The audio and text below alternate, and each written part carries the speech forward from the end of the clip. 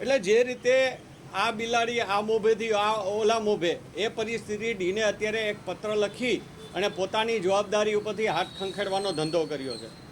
જ્યારે તમારી જવાબદારી કોઈ પણ બનાવ બને ત્યારે તમે આવા કોઈ લેખિત પરિપત્ર બહાર પાડેલા નહોતા, એટલે એમાંથી ડીન કોઈ સંજોગોમાં છટકી શકે નહીં। બીજું કે આની અંદર પૂરેપૂરા પુરાવાઓ હોય, કમિટીઓ રચે, પણ કમિટીઓ રચ્યા પછી એક ખાલી માત્ર સીસી કેમેરાઓ લે તો પણ એની અંદર બધી માહિતી આવી જાય। પ્લસ જ્યારે સિવિલ સર્જનનું પોતાનું બોર્ડ હજી 2 દિવસ પહેલાં પણ એની પોતાના પતિદેવના હોસ્પિટલમાં લાગેલું હોય, તો હવે જે બિલાડી પોતે જ દૂધ પાસે બેઠી હોય અને એને બીજાને એમ કહે કે તમે દૂધ ના પીતા, એટલે એનો મતલબ જ નથી।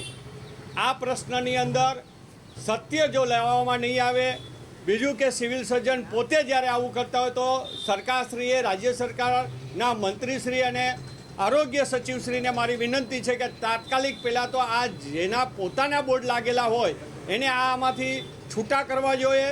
સિવિલ સર્જનને પોતાને છૂટા કરવા જોઈએ, કારણ કે પોતે પણ પ્રાઇવેટ પ્રેક્ટિસ કરતા હોય ત્યારે એને આ તપાસ સમિતિમાં પણ ન હોવા જોઈએ અને અત્યારે સિવિલ સર્જન તરીકે પણ ન હોવા જોઈએ, એટલે એને તાત્કાલિક છૂટા કરવામાં આવે।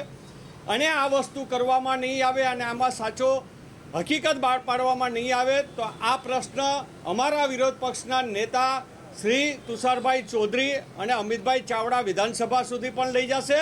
જરૂર પડશે તો અમે સંસદની અંદર પણ કેન્દ્રના આરોગ્ય મંત્રીશ્રીને પણ પત્ર લખી અને આની સત્ય બહાર આવે અને જે લોકો આની અંદર અત્યાર સુધી પગાર લીધા છે એના તાત્કાલિક પગાર રોકવામાં આવે અને આ બધાનો આગળનો 6 મહિનાનો પગાર પણ સરકારમાં જમા કરાવવામાં આવે, એને દેવામાં ન આવે।